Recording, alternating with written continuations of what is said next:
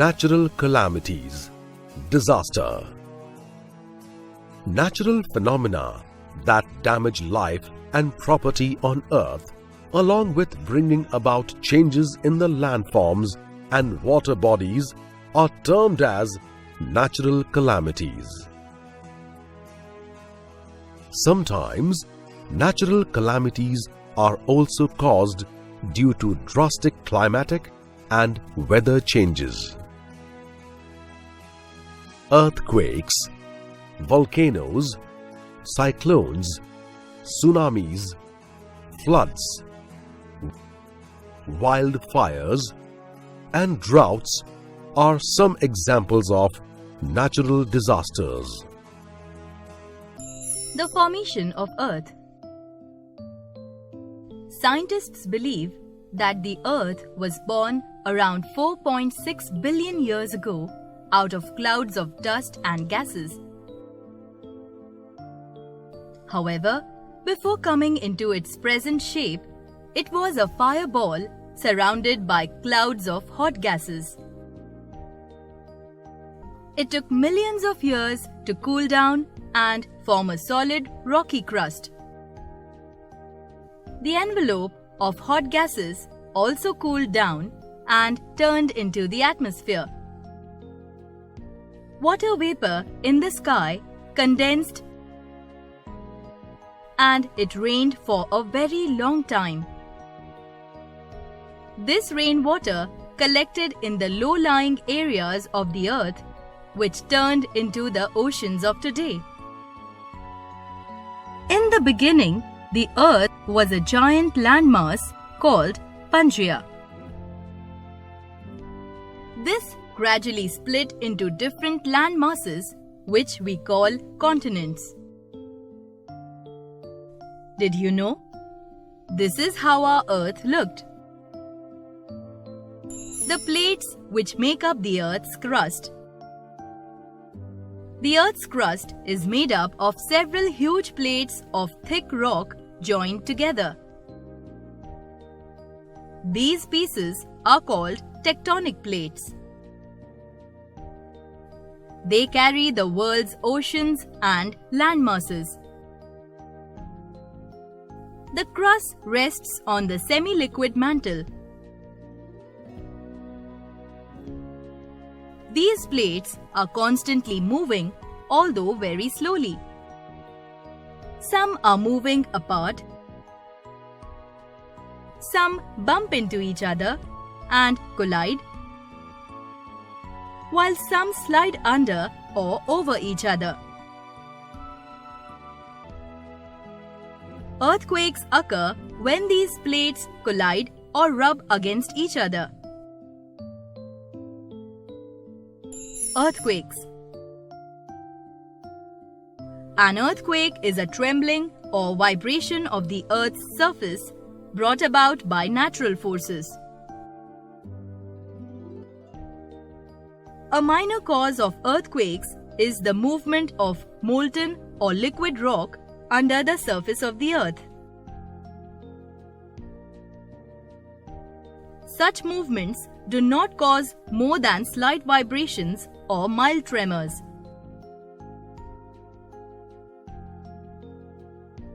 Earthquakes are mainly caused by faults in the rocks of the Earth's crust. A fault is a break in the layers of rock caused by one mass of rock rubbing against another with tremendous force. This great force makes the earth vibrate,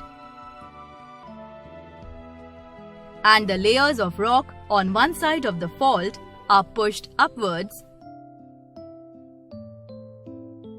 downwards, or sideways. The fault itself often lies deep in the earth and does not show on the surface at all, even though it may cause the surface to crack. The vibrations can be felt thousands of miles away. Follow the given rules in case of earthquakes. Earthquake terms. Aftershocks. These are the smaller earthquakes or tremors that occur after a large earthquake.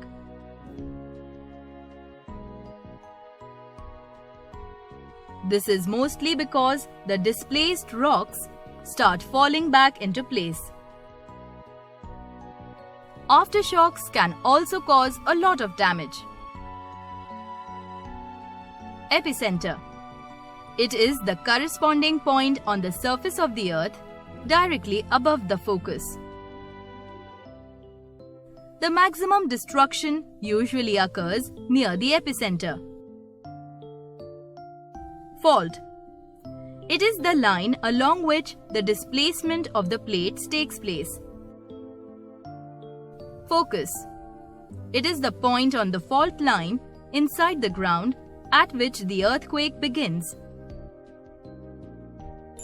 Recording earthquakes.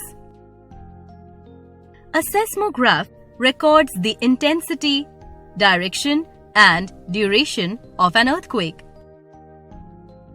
Seismographs actually draw a graph showing the vibrations greatly amplified.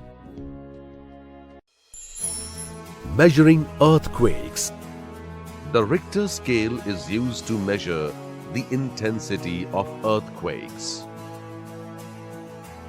It is named after its developer, Charles Richter, the noted physicist who developed it in 1935. The Richter scale is marked from levels 1 to 10 at the epicenter. The intensity of an earthquake is felt only beyond the level of 3.5 on the scale. Earthquakes which strike beyond 7 on the Richter scale are considered massive and highly devastating. Earthquakes are generally most violent near the fault where they occur. The vibrations rarely last more than a minute or two, but these can shake down buildings and open cracks in the ground. When they occur in cities, the chief damage is often caused by buildings that collapse and bury people. They also lead to major fires, bursting of dams, etc. Tsunamis. Tsunamis are caused by underwater earthquakes, underwater volcanic eruptions, or a landslide in an area where a huge volume of water is displaced, causing massive destruction. Underwater earthquakes and volcanoes result in giant waves, which sometimes reach heights of over 30 meters, that is 100 feet. When these huge waves crash ashore, they often cause widespread destruction. These waves can reach areas even thousands of kilometers away. The undersea earthquake in the Indian Ocean triggered a series of devastating tsunamis on December 26, 2004. It struck the coasts of most of the land masses bordering the Indian Ocean, causing 100 feet waves and killing over 225,000 people in 14 countries. The worst affected areas included Indonesia, Sri Lanka, India, Thailand, Myanmar, and Malaysia. Tsunamis can also be caused due to nuclear explosions or when outer space objects such as meteorites, asteroids, or comets fall on the Earth close to or into a sea. Effects of tsunami. Tsunamis destroy coastal life and property. a lot of reconstruction activities need to be initiated. Affected people need supplies of clothing, food, medicines, drinking water, and bedding on a daily basis.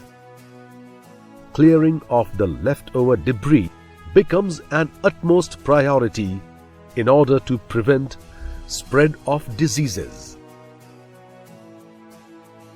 Volcanic eruptions. An opening or rupture on the Earth's crust through which molten rock or magma flows out is called a volcano, and the release of lava, ash, gases is referred to as a volcanic eruption. These openings mostly occur on elevated landforms called volcanic mountains. Magma is the molten rock found in the interior of the earth, but is termed as lava when it flows out on the surface of the earth as volcanic eruption. How volcano erupts? Extreme heat deep inside the earth melts the rocks into a thick liquid called magma, that is molten rock and gas. This gas-filled magma slowly rises towards the surface of the earth. Because the magma is hotter and lighter than the surrounding rocks, it rises, melting some of the rocks it passes on its way. When a lot of magma collects near the surface, it forms a large chamber that is a pool. As the pressure builds up, the magma rushes out through a vertical tunnel called a vent. These vents are normally formed in the weaker areas of the Earth's crust. The magma which erupts out of the Earth's crust is called lava. Most volcanoes erupt with a lot of force, throwing lava, huge lumps of hot rocks, balls of fire, red-hot ash, and cinders, that is the rock fragments, high into the air. An extremely violent eruption can blow apart an entire mountain. Classification of volcanoes. Geologists classify volcanoes in different ways, depending upon how they erupt, their shape, what kind of molten rock they are made up of, etc. Active volcanoes. Active volcanoes are those that have erupted in recent times, that is, past few hundred years, or erupt frequently. They are generally peaceful, but when they erupt, they can be quite violent. Dormant volcanoes. Dormant volcanoes are those that have not erupted for several years, but may erupt again. Extinct volcanoes. Extinct volcanoes are those that will not erupt anymore, or they have not erupted at all during recorded history.